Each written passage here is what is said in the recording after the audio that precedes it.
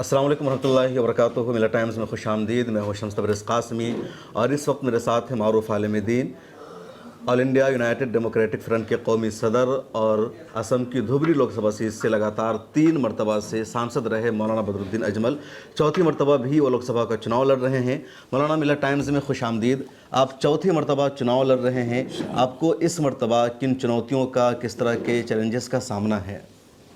देखिए, चैलेंजेस का इस वजह से सामना है, हमारे मुकाबले में बीजेपी यहाँ कुछ भी नहीं है जी। उसकी कोई हैसियत नहीं है। टक्कर कांग्रेस वालों से है और कांग्रेस वालों ने पूरे इंडिया से जितने उनके रति महारथी थे, इससे पहले कभी नहीं हुआ, उन्होंने उतार दिया। यहाँ तक कि प्रियंका गांधी जी को भी उतार दिया और पता नहीं 1-2 दिन में राहुल गांधी को भी उतार दिया। एक तो इससे ये पता चलता है कि उनके अंदर खड़बड़ है, घबराहट है और वो फेथ नहीं है। जो पहले लड़ते तो फेथ होता है 1-2 आदमी लड़ लिए, हाँ भाई ये हारेगा वो हारेगा, ऐसा नहीं। उनको जीतना है। जीतना क्यों है? उनके पास कोई इशू नहीं है, ना महंगाई उनके लिए इशू है, ना बीजेपी उनके लिए इशू है, ना बीजेपी के इश्यूज़ उनके लिए इशू है। उनको सिर्फ अजमल साहब को आसाम से हटाना है, भगाना है। ये कोई इशू तो नहीं है। अगर यही सब कुछ इशू है तो दुनिया में फिर झगड़ा किस बात का है? आप कांग्रेस के लिए बहुत सॉफ्ट कॉर्नर रखते हैं। आप 6-7 सीटों पर उम्मीदवार उतार सकते थे, आपने 3 सीटों पर ही उम्मीदवार को उतारा। विधानसभा में भी आपने उनके साथ अलायंस किया। कांग्रेस क्यों आपके खिलाफ है? कांग्रेस देखिए मेरे खिलाफ नहीं है। पूरे इंडिया में कांग्रेस के साथ जितने मुसलमान चेहरे थे, आखिर में गुलाम नबी आज़ाद साहब को ले लिए, सलमान खुर्शीद साहब को इस मरतबा टिकट नहीं दिया। टिकट नहीं, मतलब ये भी ख़त्म करना है पॉलिसी के हिसाब से। कांग्रेस के बाद ऐसी कोई जगह नहीं है जहां मैडम सोनिया गांधी को कम से कम लोकसभा से जिता के लाते हैं। कांग्रेस वालों का डूब मरने की बात है। वो पार्टी जिसने पूरे मुल्क के ऊपर राज किया, आज उनको अपना सर झुकाने के लिए जगह नहीं मिले। प्रियंका गांधी को वो कहीं से लड़ाने के लिए जगह नहीं थी, इसलिए इस उम्मीद पर कि हम जीत के आएंगे कहीं से और उनको भी राज्यसभा में लाएंगे। तो पॉलिटिक्स जो है वो चोर दरवाजे से नहीं होता। कांग्रेस वाले मजबूर हो गए। यहाँ के जो कांग्रेसी लोग हैं वो सब के सब डॉक्टर हेमंत बिश्व शर्मा के हाथ में पिके हुए लोग हैं। और उसने बार बार कहा है, इलेक्शन में, अपना राज्यसभा इलेक्शन में, प्रेसिडेंट के इलेक्शन में 22 लोगों ने क्रॉस वोटिंग की। हेमंत बिश्व शर्मा का कहना है कि ये सारे के सारे कांग्रेसी थे जिन्होंने हमको वोटिंग किया। आज 1 हफ्ते के बाद या 10 दिन के बाद यहाँ के जो प्रभारी है भूपेन बरा, वो ये कहते हैं कि हमारे अंदर कलंगा है, मतलब बहुत ही नीच लोग हैं और हमारे धोखेबाज हैं हमारी पार्टी में, और हम इनके खिलाफ एक्शन लेंगे। वो दिल्ली में 4 दिन या टीम लेके जाते हैं, लेकिन आज तक 6 महीने से ऊपर हो गया, उनके ऊपर कोई एक्शन नहीं लिया गया। दूसरी बात यह है कि उनका उपदलपति नहीं, दलपति शेखर साहब के बेटे क्या नाम उसका, देवोबत शौरकिया, तो उसने ये कहा कि गद्दार हमारे में है। 22 के 22 रिकॉर्ड में है, लोगों को रिकॉर्ड मिल जाएगा। ये लोगों ने क्रॉस वोटिंग किया, लेकिन चूँकि इनको अपनी ऐप को छुपाना था, जब उन्होंने देखा कि 2-2 आदमी ने, बड़े बड़े लोगों ने कह दिया कि ये हमारे लोग हैं, गंदे हैं, जिन्होंने गद्दार हैं, तो इसको अजमल के सर पे डाल। बेहतरीन सूरत थी कि अजमल के सर पे डाल दिया जाता। लेकिन आज उसके बाद से 6 महीने के अंदर कम से कम कांग्रेस के उस वक्त के जिन लोगों ने क्रॉस वोटिंग किया था, पता चलता है 7 से 8 आदमी वर्किंग कमेटी के प्रेसिडेंट, वो भी कांग्रेस में चले गए, बीजेपी में चले गए। और पूरी लिस्ट कम से कम 6-7 आदमियों की जो बीजेपी में जा चुकी। आप कह रहे हैं कि जो कांग्रेस के एमएलएज हैं वो बीजेपी से मिले हुए हैं, वोट भी क्या है और ख़बरें आई है, इसमें कोई दो राय नहीं। मैं ग्राउंड पर गया तो कांग्रेस समर्थक जिन लोगों से मेरी मुलाकात हुई या जिन लोगों ने कैमरे पर आकर कहा, तो उनका कहना था कि मौलाना बीजेपी से मिले हुए हैं या बीजेपी की बी टीम है। उनका भी कहना था कि मौलाना अजमल की वजह से आसाम का माहौल कम्युनल हो गया है, बीजेपी आ गई है, वो नहीं रहते, सियासत में नहीं आते तो आसाम में बीजेपी नहीं आती। ये तो अच्छी बात है कि फलाना ने दुकान खोल ली मिठाई की तो मेरी दुकान बंद हो गई। फलाने आदमी ने आकर बाज़ार में कपड़े की दुकान खोल ली तो मेरे यहाँ धंधा कम हो गया। ये तो दुनिया में कहीं नहीं चलेगा। एक बाज़ार में 100 किस्म के एक स्टाम्प के एक ही आइटम के 100 दुकानें होती हैं और एक ना एक उसमें चल के भी जाता है, बड़ा अच्छा चलता है। वो अपने दुकान को नहीं संभाल पाए, उनका दुकान टूट गया, ख़त्म हो गया।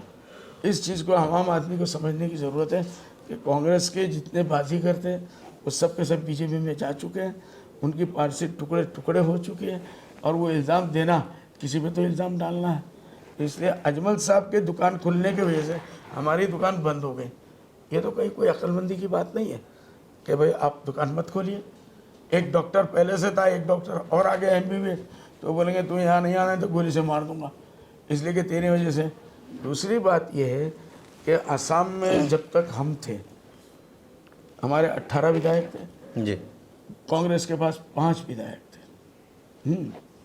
जैसे ही कांग्रेस पिछली मरतबा 2016 में 16 में जी, पिछली मरतबा जब ये हुआ कि कांग्रेस वालों का डॉक्टर हेमंत बिश्व शर्मा साहब से झगड़ा शुरू हुआ और उसने 38 लोगों को लेकर रिजाइन किया।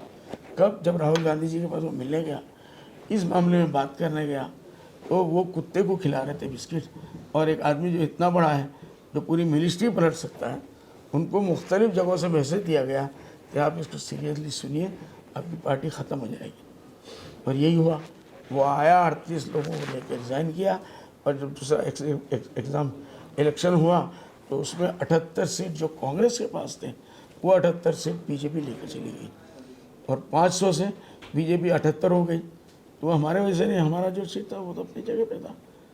तो हम दुकान खोलेंगे तो उनकी दुकान बंद हो जाएगी। तो उधर हेमंता बिस्वा शर्मा ने कांग्रेस को ख़त्म कर दिया, इधर जो असम के मुसलमान थे कांग्रेस के वोट बैंक थे। तो आपने किन मुद्दों के लेकर UDF की शुरुआत की कि पूरा जो कांग्रेस का वोट बैंक था आपके साथ आ गया? देखिए, अभी तक तो हमारे मुसलमान नहीं आए। जो अफसोस की बात है कि कांग्रेस ने हमारे साथ 70 साल में जो गद्दारी की है, बेवफाई की है, हमारे लोग धोखा किया है। सिर्फ इसमें हमारे के लोग लैक ऑफ एजुकेशन है, उनके पास शिक्षा नहीं है, और वो भी नहीं दिया तो कांग्रेस ने नहीं दिया। इन लोगों को जाहिल रखा ताकि एक हफ्ता तक उनके बाद भीख मांगते रहें। उनके जायज़ नाजायज़ काम को, जहाँ फलानी लड़की को उठा के लिया, रात को 12 बजे चले गए, 2-4 गुंडे उठा के लेके आ गए, जाओ पुरानी दुकान से शराब की माफियागिरी इन लोगों ने किया। और क्या ये मुसलमान बच्चों को इसलिए ये एडुकेटेड नहीं है और एडुकेटेड होने नहीं दिया। एक हफ्ता 10 दिन के बाद हो गया, सॉरी सर कुछ जेब में हाथ डाला, 1000 रुपये निकाल के भीख में दे दिया, लेकिन उनको काम में नहीं लगाया, कहीं पढ़ने पढ़ाने में, शिक्षा में नहीं लगाया। अगर वो शिक्षा दे देंगे, उनको मालूम है कि 1 साल 2 साल के बाद, 3 साल के बाद, 5 साल के बाद ये बच्चे हमारे साथ में गरीब नहीं रहेंगे, भिखारी नहीं रहेंगे, गुलाम नहीं रहेंगे, क्योंकि उनके पास शिक्षा होगी। उस रोशनी में वो आगे बढ़ जाएंगे और हमारा सब कुछ खत्म हो जाएगा। आपका मुकाबला यहाँ रकीबुल हसन से है। वो 3 मरतबा कैबिनेट मिनिस्टर रह चुके हैं, काफ़ी दिनों से विधायक हैं, और उनका भी लगता है कि असर रसूख है अपना। उनका असर रसूख कुछ भी नहीं है, कांग्रेस पार्टी का असर रसूख है। दूसरा ये कि बीजेपी वालों ने जो मुसलमानों पे जुल्म किया, तो मुसलमान ये देख रहे हैं बड़ी पार्टी कौन है, कांग्रेस है, या NDA के सामने कौन आ सकता है, इंडिया आ सकती है जी। उस हिसाब से मजबूरी में आदमी इस गाड़ी में नहीं चल रहा है, दूसरी गाड़ी में चढ़ने जा रहा है। तो उसका फ़ायदा रकीबुल हसन साहब को। वो जब मिनिस्टर थे, यहाँ के इंचार्ज मिनिस्टर थे, हम लोग हर मीटिंग में उनको चैलेंज कर रहे हैं कि आपने क्या काम किया, अजमल ने क्या किया, वो तो हमको किनारे रोज़ाना, और वो सामने है, आपने क्या किया। एक बात भी उनको बचाने के लिए कल उन्होंने कहा कि रकीबुल हसन के दुबड़ी में कैंडिडेट बनने के बाद ही दुबड़ी तरक्की की तरफ। किस बात से तरक्की? कैंडिडेट बनने के बाद अब तक आप कैंडिडेट ही हुए ना, अभी तक तो आप जीते भी नहीं, 1-2 साल काम करने के लिए मौका नहीं मिला, तो आप उन्नति की ओर, ये उन्नति के बदरुद्दीन की वजह से हुआ, क्योंकि मैं 18 साल से यहाँ मर रहा हूँ, मैंने बड़े बड़े प्रोजेक्ट लाने की कोशिश की। कांग्रेस के 100 साल में जो 3-3 मरतबा मेरी तरह MP रहे, मैं नहीं रहूँगा, उसमें अक्सर लोग मर गए जी। तो जो मर गए वो अल्लाह के हवाले। तो उन लोगों के होने के बाद भी मैं उन लोगों को कहता हूँ कि एक काम तो मेरे सामने गिराऊँ। एक साहब ने जो यहाँ के मंत्री थे, उनका नाम वाजिद अली साहब है, उन्होंने कहा था कि अजमल साहब हथेली पे चांद दिखा रहे हैं कि धुबड़ी फुलवाड़ी ब्रिज लेके आ जाएंगे, नामुमकिन है। अगर ले आए तो अजमल साहब के घर में मैं गुलामी करूँगा।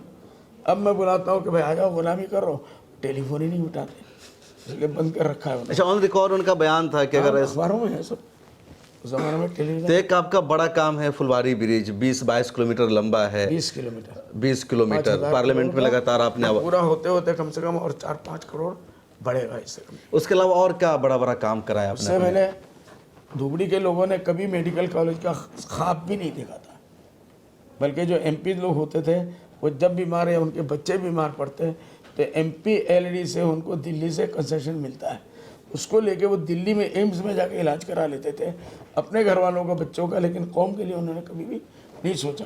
मैंने सबसे पहले सोचा कि ये लोग कब तक दिल्ली से जाते रहेंगे, कब तक मेडिकल कॉलेज के लिए जाते रहेंगे, इन लोगों के लिए मेडिकल कॉलेज यहाँ होना ज़रूरी है। तो मैंने मेडिकल कॉलेज अल्हम्दुलिल्लाह लाया। मैंने हमारे यहाँ की जो 100% लोग एग्रीकल्चरिस्ट हैं तो एग्रीकल्चर का यूनिवर्सिटी में लाया।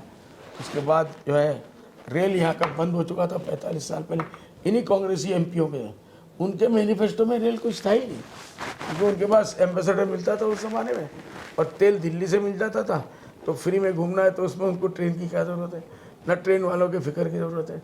अल्हम्दुलिल्लाह मैंने शुरू किया और पहले 5 साल के अंदर ट्रेन 2009 के बाद ट्रेन शुरू हुआ धुबरी में। बिल्कुल रिकॉर्ड में आप देख लीजिए कि मेरे आने के बाद, मेरी कोशिश के बाद रेल जो है वो यहाँ से लेकर धुबरी तक शुरू हुआ। उसके बाद मैंने कोशिश की तो वो धुबरी का अलग अलग गुवाहाटी नहीं और अलग अलग गाँव में जाने के लिए वो शुरू हो गया अल्हम्दुलिल्लाह। इसी तरीके से एक एयरपोर्ट की बहुत सख्त ज़रूरत थी। धुबरी के लोग, एक ज़माने में धुबरी हमारा बिजनेस हब था 50 साल पहले, ये कांग्रेस वालों ने बर्बाद कर दिया, उसको भिखारी बना दिया, सब कुछ चला गया, पानी का जहाज़ चला गया और उनका रेलवे स्टेशन चला गया, यूनिवर्सिटी चला गया, सब चला गया। तो मैंने वादा किया था इलेक्शन के टाइम पे ये 5-6 चीज़ मैं लेके आऊँगा और मैं वादा करता हूँ कि मैं ये खोलूँगा सब। एक एक करके मैंने खोला अल्हम्दुलिल्लाह। आज धुबड़ी जो है तरक्की के रास्ते पे है, एक दिन में कोई बात नहीं होती, 15 साल में। आज आप देखिए अपने बोड़ो भाई लोग को 30 साल से वो लोग लड़ाई लड़ रहे हैं, आंदोलन कर रहे हैं, उनके जो है कई हज़ार लोग मरे। इसी तरीके से कुछ राजवंशी, उनके भी कई 100 लोग मरे, जान दिए, शहीद हुए। हमारे मुसलमानों का तो एक भी खून नहीं गिरा, और जो भी गिरा वो कांग्रेस वालों को गोली से गिरा। बेसीमारी में मरे और जगहों में मरे। तो वो एक एक प्रोग्राम में कांग्रेस के खिलाफ जो लोगों ने एहतजाज किया, उन्होंने चिड़ी की तरह गोली मार मार के उड़ा दिया। कांग्रेस के खिलाफ विरोध करने को ऐसा एहतजाज? हाँ, तो काम हमारा था, तो कांग्रेस वाले नहीं कर रहे थे। आसाम में 14 लोकसभा की सीट है, आपने 3 पर अपने उम्मीदवार खड़े किए हैं, कितने पर जीत की उम्मीद है जी? आसाम में 14 में से आपने 3 जगह को जीतने के लिए किया है, लेकिन अब हालात के हिसाब से ऐसा लग रहा है कि हम लोग 2 इंशाअल्लाह, नौगांव और धुबरी दोनों जीतेंगे।